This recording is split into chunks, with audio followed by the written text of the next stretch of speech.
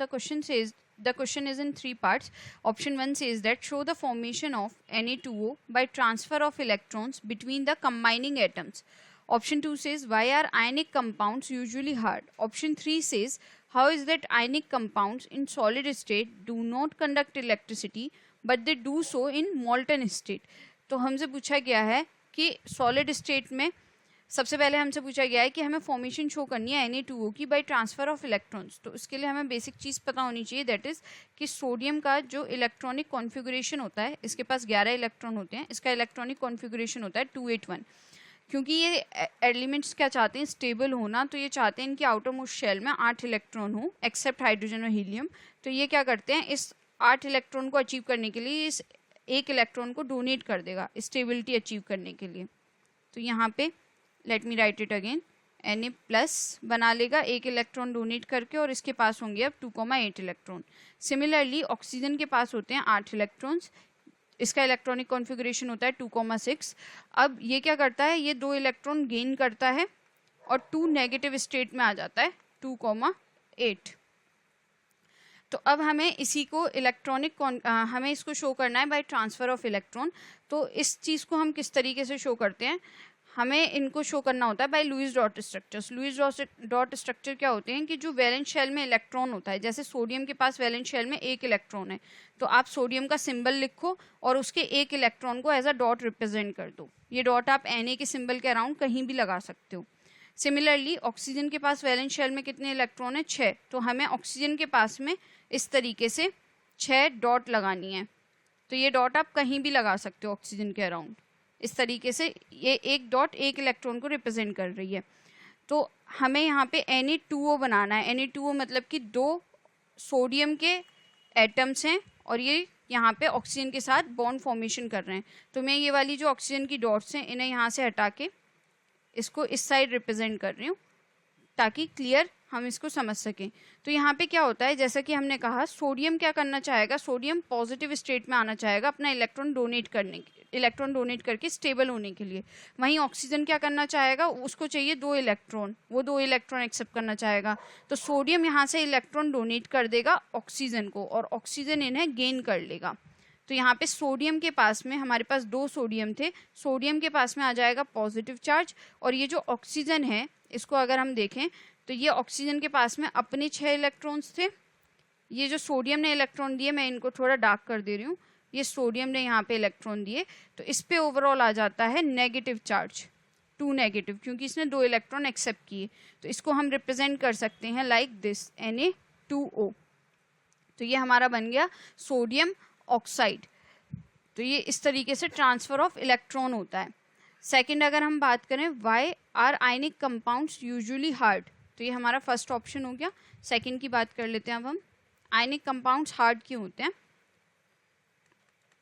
तो ionic compounds basically क्या होते हैं, ये ट्रांसफर ऑफ इलेक्ट्रॉन से बनते हैं. तो यहाँ पे पॉजिटिव नेगेटिव आयन्स में फोर्स ऑफ अट्रैक्शन लगता है. तो ionic compounds are formed by electrostatic force of attraction, electrostatic, let me write it again, electrostatic force of attraction between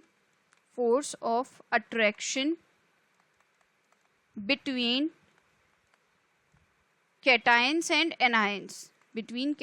and anions. Cations positively charge particle, जो इस case में हो गया sodium, और anion हो गया negatively charge particle, that is इस case में यहाँ पे ऑक्सीजन. तो आयनिक कंपाउंड जो हैं इलेक्ट्रोस्टैटिक फोर्स ऑफ अट्रैक्शन की वजह से बनते हैं, that's why they are hard. इसी वजह से इनका मेल्टिंग और बॉइलिंग पॉइंट भी हाई होता है, क्योंकि इन फोर्स ऑफ अट्रैक्शन को ब्रेक करना बहुत इसके लिए हमें काफ़ी ज़्यादा एनर्जी देनी पड़ती है. So this is the reason that ionic compounds are hard, ionic compounds are hard.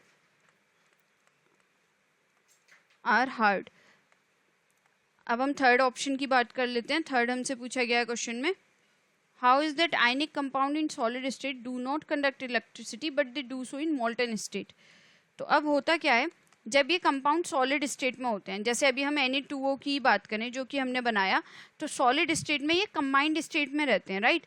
अब जब हम इसको, ये अभी सॉलिड स्टेट में है, तो हम इसको बहुत ज़्यादा टेम्परेचर दें, यहाँ पे हम इसको बहुत ज़्यादा हाई टेम्परेचर दें और इसको मेल्ट कर दें, तो मेल्ट करने पे क्या होगा, इसमें से जो 2 सोडियम है वो अलग हो जाएंगे और ये जो ऑक्सीजन था, ये जो ऑक्साइड आयन था, ये अलग हो जाएगा। इस तरीके से ये चीज़ हो रही होगी। या आप कोई एक दूसरा एग्जांपल भी ले सकते हो NaCl का।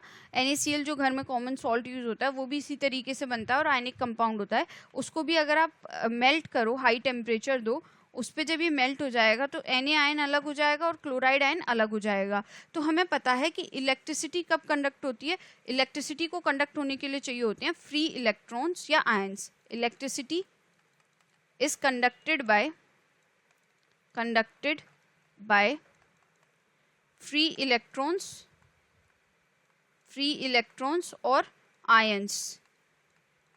तो जब ये सॉलिड स्टेट में होते हैं आयनिक कंपाउंड, तब इनमें इलेक्ट्रोस्टैटिक फोर्स ऑफ अट्रैक्शन इतना ज़्यादा होता है कि इनमें जो आयंस होते हैं वो फ्री नहीं होते। तो जब हम इनको मेल्ट कर देते हैं, जब ये मोल्टन स्टेट में आ जाते हैं, तब इनके आयंस फ्री हो जाते हैं और तब ये क्या करते हैं, इलेक्ट्रिसिटी कंडक्ट करते हैं। सिमिलरली अगर आप इनका वाटर में सोल्यूशन बनाओ, एक्व सोल्यूशन में भी ये इसी वजह से इलेक्ट्रिसिटी कंडक्ट करते हैं, क्योंकि तब इनके आयंस फ्री हो जाते हैं वहाँ पे। तो यहाँ पे हमारे तीनों क्वेश्चंस का आंसर हमने कर दिया, तो हम इसको यहाँ पे लिख सकते हैं कि जो हमने एक्सप्लेन किया यही हमारा रिक्वायर्ड आंसर है। thus the above explanation is the required answer. Explanation is the required answer. Hope you understood the solution. Thank you.